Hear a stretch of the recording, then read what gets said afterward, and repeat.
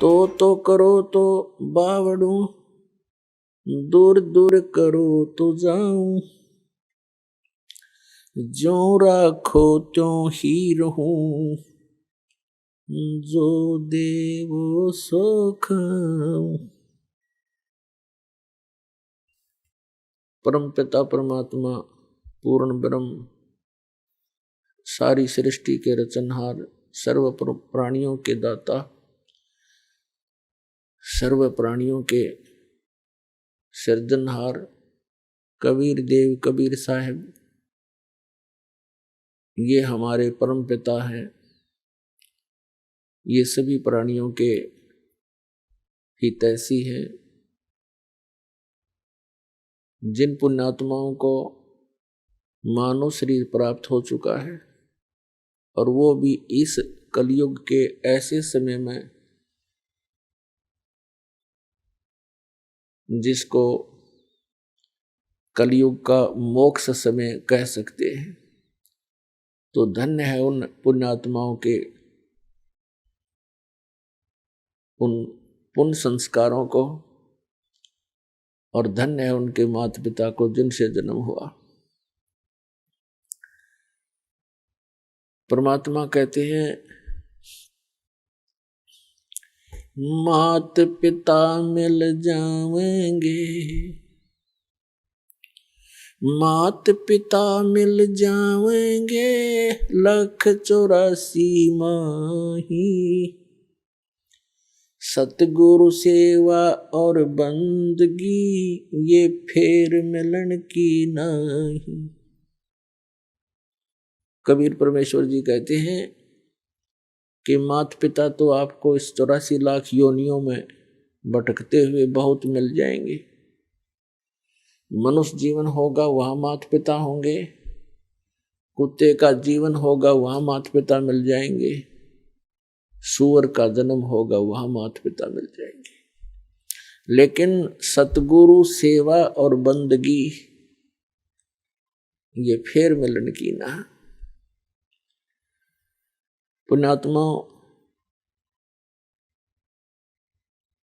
हम कहाँ रह रहे हैं, कैसे लोक में हम जीवन व्यतीत कर रहे हैं, ये हमें कभी विशेष आभास हुआ नहीं। हम क्यों मर रहे हैं, क्यों हम रोगी कोढ़ी हो रहे हैं, क्यों हम सारा दिन भटक रहे हैं कोई ना कोई टेंशन लिए हुए। अब हमने ये सोचा ही नहीं, इतने कष्ट के अंदर भी हम फिर जीवन की इच्छा ही किए रहते हैं, क्योंकि हमारे ऊपर एक प्रेशर है इस त्रिगुणमयी माया का। त्रिगुणमयी माया कौन सी है? रजगुण ब्रह्मा जी, सतगुण विष्णु जी, तमगुण शिव जी के अंदर से निकल रही वो गुप्त किरणें, वो तरंगे उनके गुणों की, वो हमें प्रभावित कर रही है। कैसे कर रही है? जैसे वो भगवान अपनी राजधानियों में, अपने लोकों में रहते हैं, उनसे निकल रही ये तरंगे हमें यहाँ प्रभावित कर रही है। जैसे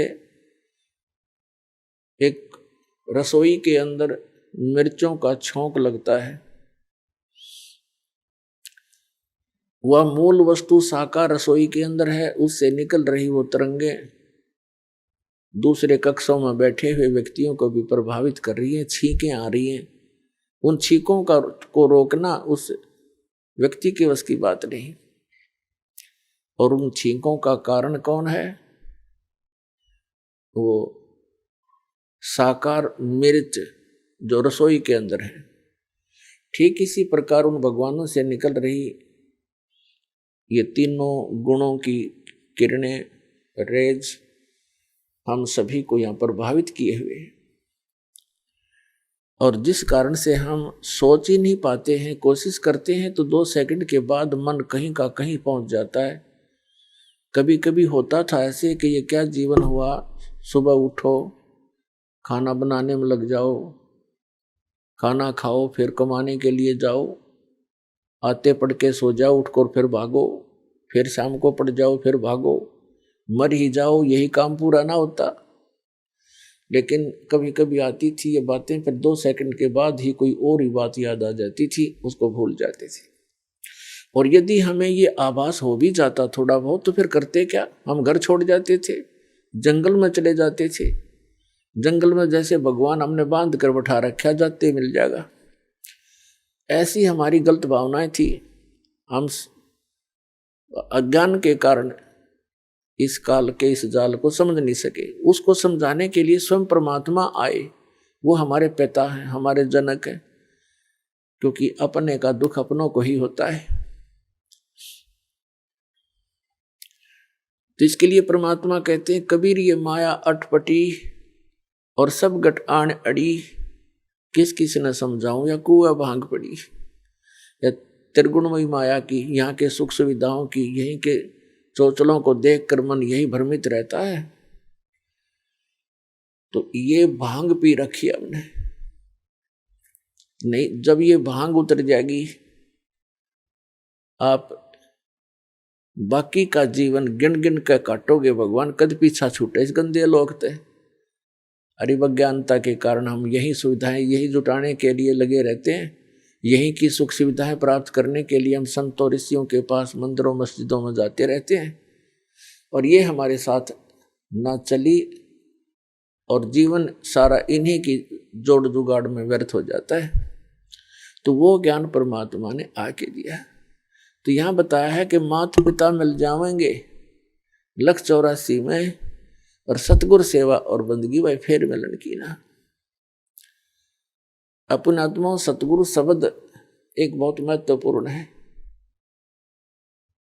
अब जैसे गुरु किसे कहते हैं, गुरु उसको कहते हैं जो मार्गदर्शन करता है, वो अपने अक्षेत्र का मास्टर होता है।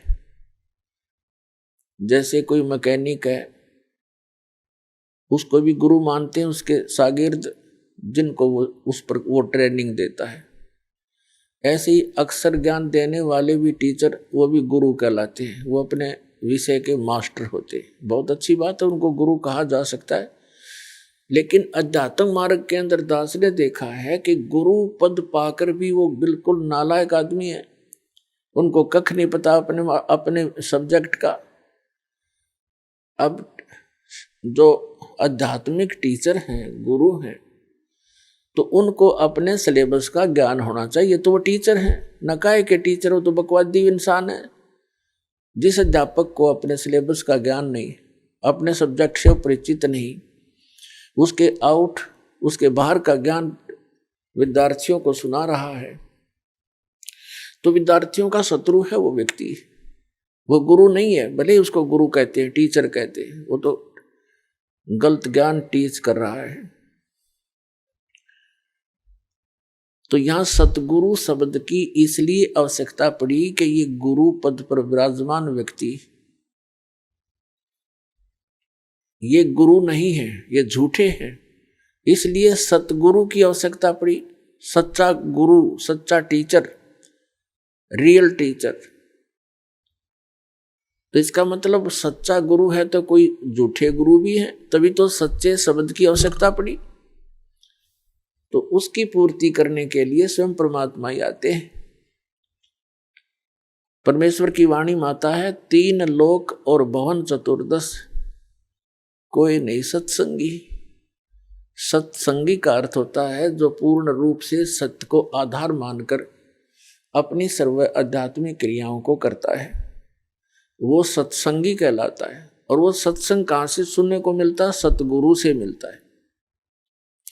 तो जो भोली आत्माएं नकली गुरुओं के पास साधना कर रही हैं, उनके शिष्य बन गए हैं, वो सोच तो ये रहे हैं कि हमें सतगुरु मिल गए, लेकिन ये उनकी भूल है, क्योंकि उनको ज्ञान नहीं। तो उसकी पूर्ति करने के लिए, उसका निराकरण करने के लिए, इस अज्ञान का नाश करने के लिए स्वयं परमात्मा आते हैं। और जिस लोक में हम रह रहे हैं, ये काल का लोक है। इस लोक का काल है राजा, और ये माया जाल पसारा हो। चल अंसा सतलोक हमारे, छोड़ो यो संसारा हो।